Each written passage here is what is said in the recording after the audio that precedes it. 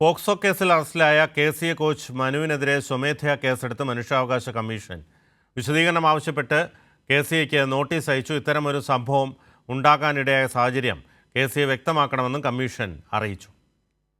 കഴിഞ്ഞ കുറച്ചു ദിവസങ്ങൾക്ക് മുൻപാണ് ക്രിക്കറ്റ് കോച്ച് മനുവിനെതിരെയുള്ള പീഡന പരമ്പരകൾ പുറത്തുവന്നത്. പരിശീലനത്തിനിടെ പെൺകുട്ടികളെ ക്രൂരമായി പീഡിപ്പിച്ചുവെന്നും നഗ്നദൃശ്യങ്ങളെടുത്ത് ഭീഷണിപ്പെടുത്തിയെന്നുമാണ് പരാതി. 6 കുട്ടികൾ നൽകിയ പരാതിയിൽ പോലീസ് ഇയാളുടെ അറസ്റ്റ് രേഖപ്പെടുത്തിയിരുന്നു. ഇതിനു പിന്നാലെയാണ് സംഭവത്തിൽ മനുഷ്യാവകാശ കമ്മീഷൻ സ്വമേധയാ കേസെടുത്തത്. വിശദീകരണം ആവശ്യപ്പെട്ട് കേരള ക്രിക്കറ്റ് അസോസിയേഷന് നോട്ടീസ് അയച്ചു.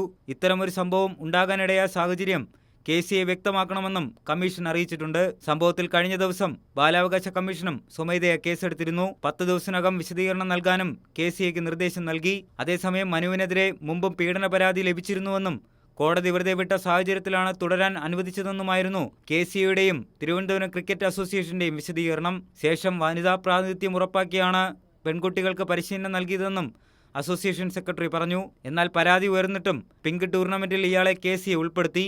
ഇക്കാര്യത്തിൽ ഉൾപ്പെടെ KCA വിശദീകരണം നൽകണമെന്നാണ് നിലവിൽ ഇരു കമ്മീഷനുകളും ആവശ്യപ്പെട്ടിരിക്കുന്നത്. അസോസിയേഷന്റെ ഭാഗത്തുനിന്ന് വീഴ്ചയുണ്ടായിട്ടുണ്ടെങ്കിൽ നിയമ നടപടികളിലേക്ക് നീങ്ങുമെന്നും കമ്മീഷൻ അറിയിച്ചു. കൈരളി ന്യൂസ്, തിരുവനന്തപുരം.